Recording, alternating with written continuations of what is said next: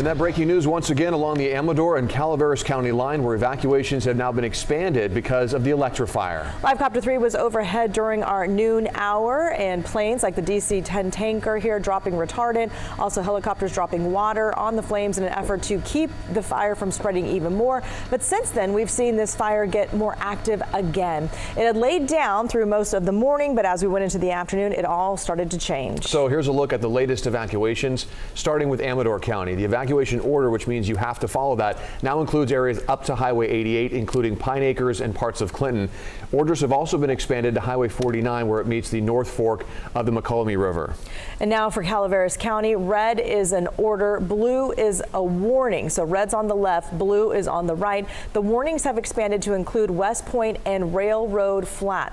We also have all this information on our website and the KCRA 3 app. There's a QR code on the bottom of your screen. If you scan it with your camera phone, with your camera app on your phone, it will take you to the page with everything you need to know. Just scan that QR code. And now, with the need for more space because of more evacuees, the evacuation shelter has been moved. Instead of the San Andreas Town Hall, go to Mountain Oak School on Oak Street in San Andreas. The town hall is now closed. Let's get out to Live Copter 3 now to show you what's happening right now. And wow, dramatically different than just a few hours ago during our noon hour. CAL FIRE had said, as of this morning, CAL FIRE said the fire had burned 3,000 acres, but we know it is much bigger now. And you can see, look at the cloud above the smoke rising. There's almost another deck of a smoke cloud above all of that.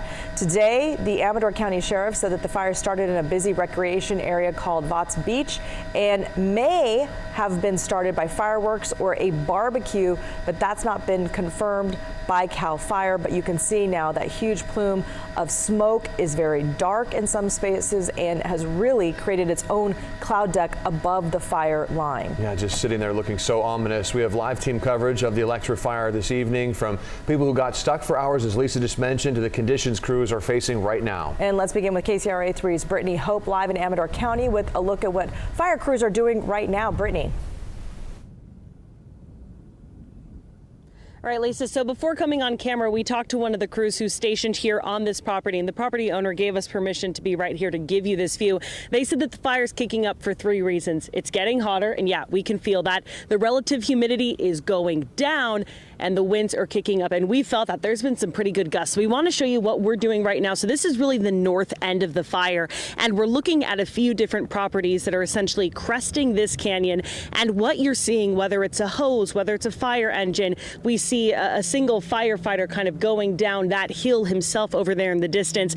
At every single property that is close to this fire, we have seen some sort of structure protection going on. So again, whether that's an engine, a fire car, fire crews, hosing, setting backburns, at every single property that is surrounding this canyon, both on the Amador and Calaveras County sides, we have seen that. Now, what you're looking at right now, it's starting to kick up again, whatever is burning there at the bottom of the canyon. Just before coming on camera, we saw some trees that were lighting up. You can see it there. It's tough terrain, maybe 45-degree angles going down there. So for people to go down and walk down, it's really tough to cut that line. That's why we've seen dozers. I'm hoping you can hear one of the air tankers that's flying around us right now, but with the canyon, it's kind of reverberating. We want to bring you this way. So we got here, I would say at around 3 o'clock onto this property.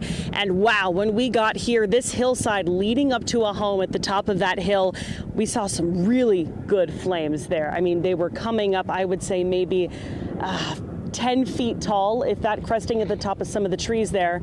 And you could just hear on that hill something crack as well. We're seeing some smaller flames right now. We've seen a lot of different planes kind of coming here and doing airdrops specifically on this hillside. That ended about 10-15 minutes ago. It seems now that firefighters are focusing on the west end of this fire. We're seeing a lot of those Chinooks and some of the helicopters focus on that side as well. So that's what's happening here on the Amador County side. I know behind me I can hear one of the DC-10s out in the distance. I know it's a little bit small over there, so it may be tough to see on camera, especially with the smoke. But wow, with this area, we have been able to see ground crews, trucks, engines, helicopters, DC-10s doing those fire retardant drops. Looks like we have two actually kind of flying. It looks like they're flying closer together, but we know one is a lot higher. So these are the conditions right now. Again, it's hotter, it's windier, and that relative humidity is going down. So that's why in the past 4 hours, the fire wasn't too bad when we first got here, but the conditions at this point have really, really changed, Lisa. All right, it's helpful to see that vantage point. Brittany, thanks so much. And let's continue our team coverage now with Chief Meteorologist Mark Finan. So, Mark, interesting to see the actual clouds above the fire now, but the smoke still going up. How is that affecting the firefight and their conditions? Well, you know what's interesting, Lisa, here we are in July, and we have temperatures that are in the 80s in the valley, 70s where the fire is burning. Humidity isn't all that bad, and it's not all that windy. For July, you would think that these aren't ideal fire conditions, but yet, as you saw, as you've been seeing the last couple of days, we do have a very active fire burning, despite the fact that we do have some humidity in the air. Let me show you where the fire has been burning. So we've been talking about this steep canyon. The river down here at the bottom of the canyon, that's at around 800 feet elevation. When you come up to the ridgetop on both sides, that's around 1,200 feet. So it is a rather steep canyon on both sides. It has been burning up the canyon on both sides, occasionally getting to Highway 26 in a couple of places, but they're trying to keep it away from 26. One of the prime areas that they're working on right now is here in Amador County. This area called Clinton Bar Road. There's another road that comes down here called Quail, and Dove Court is right down here. Now, this area, I know it's tough to tell on this map, but there are dozens of homes on this road right here, this cluster of roads. So they're trying to keep the fire from getting there.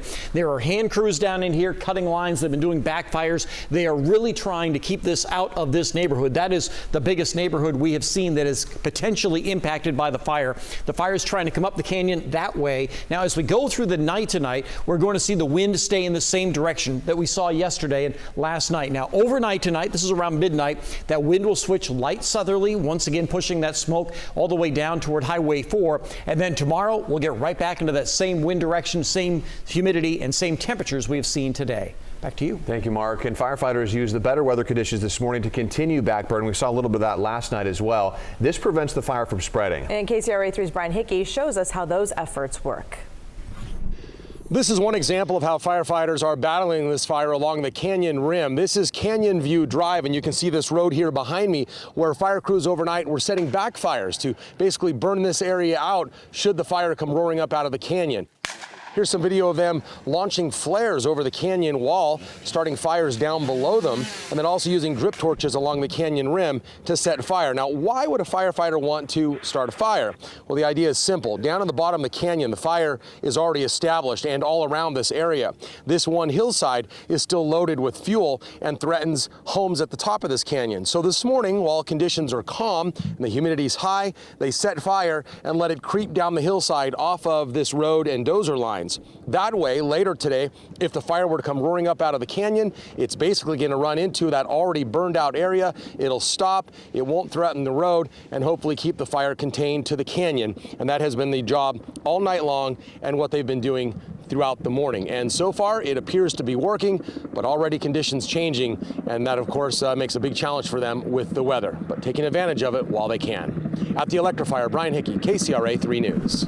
And during our reporting yesterday, we were told that about 100 people were sheltering in place as PG&E at this PG&E power plant that you see right there. Well, those families had been enjoying their 4th of July holiday by the river near Vaughts Beach, but they were sheltering in place at that particular location. Well, after a 6-hour ordeal, they finally made it out from behind the fire lines. Following this story, KCRA 3's Lizzie Mitri talked to one of those families. And Lizzie, we know this must have been a very tense situation for anybody out there. Oh, yeah, and it was a long, tense wait for them. To give you an idea of where we are right now, we are close to where the area of the fire when it first sparked yesterday, but we can show you on the map here. This is Electra Road where we are near Highway 49, and this was the issue. This is the only way to get to and from this popular beach over here. That is where the woman we talked to from Valley Springs, her husband and her 2 little kids were, and she said it was pretty scary. Not the 4th of July I had planned.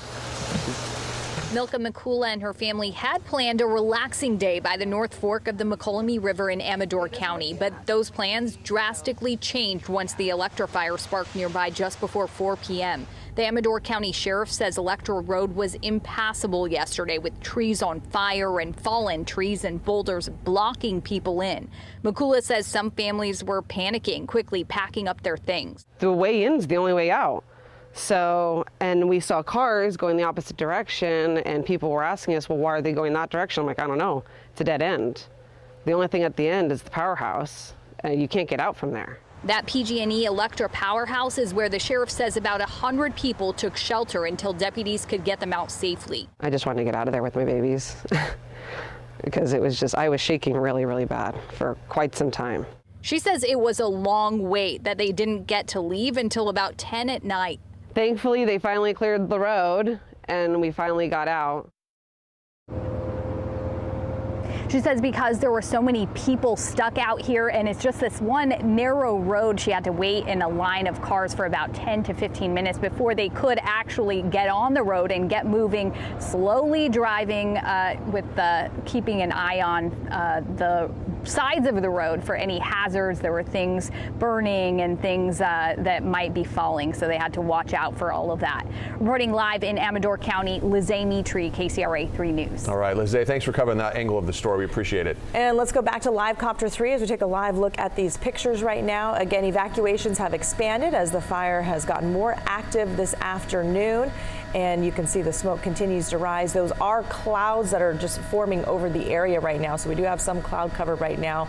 And if you want to know the very latest on the fire, just grab your phone, scan that QR code that you see on your screen, and that will take you to the latest information, the link on the KCRA 3 app and KCRA.com. From the latest evacuations to the acreage, we are continuously updating that information.